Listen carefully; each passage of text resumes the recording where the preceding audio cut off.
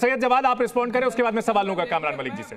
मैं थोड़ी सी अलग लाइन पे जाकर के आपको बता दूं, इस देश का हिंदू जो है वो एक है, प्यारा है, मोहब्बती और मोहब्बत करना जानता है, चाहे कोई भी हो। और जब से सत्ता बनी है तब से लेकर के आज तक हमारे हिंदू भाइयों ने ही इसके ऊपर एक तरीके से सत्ता के अंदर रहे हैं, चाहे वो किसी भी पॉलिटिकल पार्टी के अंदर हो। मैं उसको पार्टी में नहीं लेना चाहता, लेकिन हैरत की बात ये होती है, अब जो मैं कहना चाह रहा हूं हो सकता है लोगों को बुरा हो जाए, पहली बार ऐसा हुआ कि हमारे देश के आदरणीय प्रधानमंत्री जी ने अपनी जाति बताई और जाति बता करके पोर्टफोलियो बांटे गए इस देश के अंदर, जब मंत्रालय बांटे गए। ये आपको आपत्तिजनक बात लगी नहीं? किसने बांटा? और दलितों पे अत्याचार कौन से आक्रांताओं ने करे? पहले तो उन औरतों को अपने सीने के ऊपर चादर रखने की भी इजाजत नहीं थी। आपको पता होगा इतिहास, वो अब की बात पता होगा आपको। हम आज की बात कर रहे हैं, आप इतिहास में चले गए। मेरा इतिहास में तो ये हुआ कि आपने हमारी बहन बेटियों की आबरू उनकी पहचान छीन ली। इसी वजह से हमारे विवाह की परंपरा बदल गई। जो विवाह दिन में होता था उसको रात्रि करने की चर्चा बढ़ गई। आपके डर के कारण, ठीक है ना, उनके डर के कारण शादी होती थी उनकी, हमारी परंपरा इस देश की सच्चाई है, ये समझ लीजिए। और जाति के आधार पर रिजर्वेशन है, देश के अंदर इस देश के अंदर रिजर्वेशन को खत्म करने की साजिश है और जाति के आधार पर ही आरक्षण है। ये मुद्दा आरक्षण से जुड़ा हुआ है। जाति के आधार पर आरक्षण है। अरे आपकी मानसिकता यही है कि आरक्षण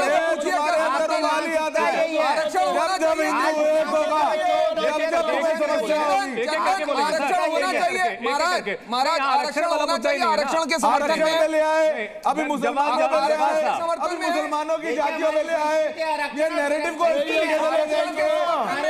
अच्छी बात को कैसे बात कर प्रोपेगेंडा है वो इसी तरीके से चलता है। ठीक है, ये इसी तरीके की बात करेंगे, ये चुभने वाली बात करेंगे, ये गलत बात करेंगे, ये भ्रमक बात करेंगे, ये बात की नहीं करेंगे, ये बात सही नहीं करेंगे, ये बात को घुमाएंगे, ये बात का मुद्दा सही तरीके से नहीं होने देंगे। ठीक है, एक एक करके बोलेंगे, एक एक करके बोलेंगे। देखिए ऐसा है, आ सिंधु सिंधु पर्यंता यस्या भारत भूमिका पितृभो पुण्यभूश्चैव सवै हिंदू इति स्मृतः। ठीक है, जिसने जहां से हिमालय प्रारंभ हुआ, हिंद महासागर के जहां तक तरंग है, इस भारत भूमि को जो अपनी पितृभूमि पुण्य, ये तो आरएसएस भी कहता रहा है कि भाई हिंदुस्तान में रहने वाले सभी लोग हिंदू हैं, लेकिन इस बात पर जो है जवाब साहब और गौ हत्या नहीं होना चाहिए भारत में, मैं इसका समर्थन करता हूं। ठीक है, भारत के अंदर क्यों हो रही है ना करें, इसका समर्थन हमारे साथ करें। कामरान मलिक साहब, खुलेआम कहता हूं इस देश के अंदर गौ हत्या नहीं होना चाहिए। क्या होना चाहिए लेकिन हो रही है, सरकारें खामोश बैठी हुई है। क्यों हो रहा है सर, क्यों हो रहा है? इसको रोकना चाहिए देश में। जवाब साहब, एक साथ बहुत सारे मुद्दों को मिक्स मत कीजिए। रोका जाता जब परेशानी होती है। अभी गोपाष्टमी आ रही है, गौ के पूजन के लिए आपको भी बुलाएंगे, खाने वाले नहीं होंगे तो बिक्री कहां से शुरू होगी? और सुन लीजिए, ये सरकार की जिम्मेदारी होती है कि देश यहाँ एक बात जवाब साहब, एक मुद्दा जो आपने पिछला उठाया था, देखिए एक इस बहस में प्रवेश चौधरी में सवाल लेना चाहूंगा। जवाब साहब ये कह रहे थे कि कहीं ना कहीं जो धार्मिक आधार पर एकजुटता दिखाने की कोशिश है, जो जातिगत आधार पर एकजुटता होती है, वो मंडल बनाम कमंडल की प्रवेश जी फिर से कोशिश की जा रही है क्या? नहीं, देखिए भारत में जातियां हैं, पर उन जातियों में सौहार्द भी है।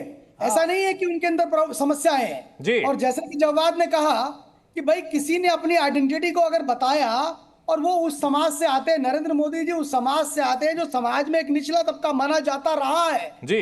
उस समाज को अगर वो बताने की कोशिश कर रहे हैं कि मैं यहां तक पहुंच रहा हूं, तो उस समाज में प्रवेश जी ये कहना कि बटेंगे तो कटेंगे तो दूसरे जो है पार्टी करेंगे, ऐश करेंगे, ये बात जो है राजनीतिक गोलबंदी की ओर जो है इशारा नहीं करती क्या? ये जो कथावाचक है, ये जो पीएम नरेंद्र मोदी का एक बयान, वो जो बयान था वो भी सुना देते हैं। एक मिनट, हम प्रधानमंत्री का वो बयान भी सुनाते हैं, उसके बाद बहस को आगे बढ़ाएंगे। कांग्रेस जानती है कि उसका वोट बैंक तो एक रहेगा, लेकिन बाकी लोग आसानी से बढ़ जाएंगे, टुकड़े हो जाएंगे।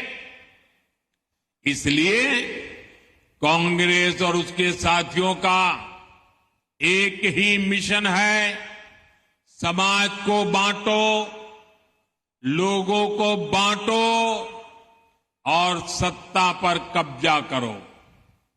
इसलिए हमें अतीत से सबक लेना है। हमें हमारी एकता को ही देश की ढाल बनाना है। हमें याद रखना है, अगर हम बटेंगे तो बांटने वाले महफिल सजाएंगे। हमें कांग्रेस और महाअघाड़ी वालों के मंसूबों को कामयाब नहीं होने देना है। तो प्रधानमंत्री नरेंद्र मोदी का बयान हमने सुना। कामरान मलिक साहब, आप ये कह रहे थे कि यहां पर एकजुट करने की बात जो है, ये कहीं ना कहीं यहां जो मार्केटिंग की स्ट्रेटजी है, सेगमेंटेशन है, क्या मुस्लिमों को जब एक किया जाता है, वोटिंग को लेकर के एक पैटर्न निकल कर सामने आता है, वो भी वही स्ट्रेटजी होती है क्या? नहीं, देखिए, मुसलमान वोट जो है किसी एक पार्टी को नहीं जाता है। मुसलमान वोट समाजवादी पार्टी को जाता है, ओवैसी की पार्टी को जाता है, जहां भी बीजेपी के खिलाफ होता है वहां जाता है। खिलाफ लोग खड़े होते हैं वहां पर जाता है। बात को सुनते हैं सतीश जी, पहले बात सुनते हैं, उसके बाद फिर रिस्पॉन्ड करेंगे आप। गले से लगाने के लिए कामरान जी, क्या ये सच्चाई नहीं है कि बीजेपी के खिलाफ पड़ता है मुस्लिम वोट, जहां बीजेपी उम्मीदवार को हरा सके? बीजेपी को वोट चाहिए भी नहीं, इसलिए नहीं चाहिए। नहीं, बीजेपी के खिलाफ पड़ता है ना सर, ये स्वीकार तो करेंगे। बीजेपी वाले तो खुद कहते हैं कि मुस्लिम वोट हमें पड़ रहा है। लोगों को वो इकट्ठी कर रहा है। अरे कामरान जी समझे ना, बीजेपी वाले खुद कह रहे हैं हमको मुस्लिम वोट पड़ रहा है, हमें मुस्लिम वोट पड़ा है। ये जो 2024 में पड़ा है, आप क्यों इसको नकार रहे हैं?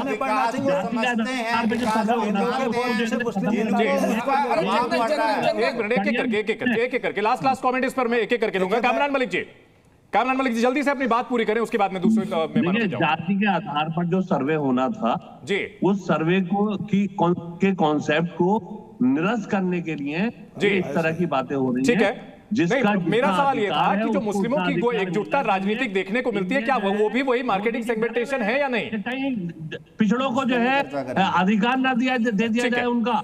ठीक है, अमन गिरी जी, यहाँ यह दावा किया जा रहा है कि भाई जो पिछड़ों की एकता है, पिछड़ों को जो हक मिले हुए हैं, उसको तोड़ने के लिए इस तरह की कवायद की जा रही है। जल्दी से लास्ट कमेंट। सच बात है, पिछड़ों की एकता होगी तभी अखंडता होगी, तभी भारत का विकास होगा।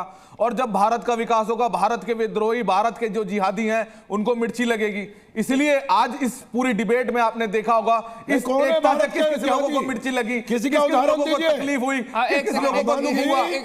आज के समय में इस अच्छी डिबेट में सरकार को कूदा गया, सरकार के लिए बात बोली गई, लेकिन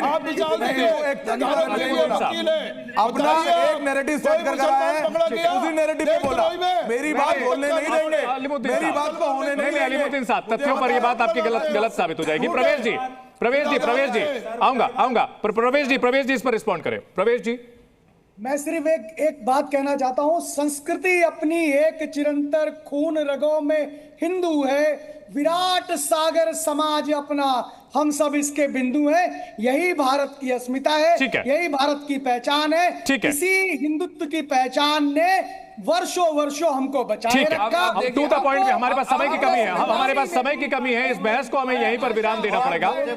हमारे पास समय की कमी है। सभी मेहमानों से माफी चाहेंगे कि ये इससे बड़े मुद्दे पर जो है बहुत देर तक इस पर बहस नहीं कर पाए, लेकिन निश्चित तौर पर इन बयानों का जो सिलसिला चल रहा है, अब जनता को यह तय करना है कि आखिरकार इस नैरेटिव के पीछे मकसद क्या है। बहुत शुक्रिया टू द पॉइंट में इस बड़ी बहस में आप सभी का जुड़ने के लिए।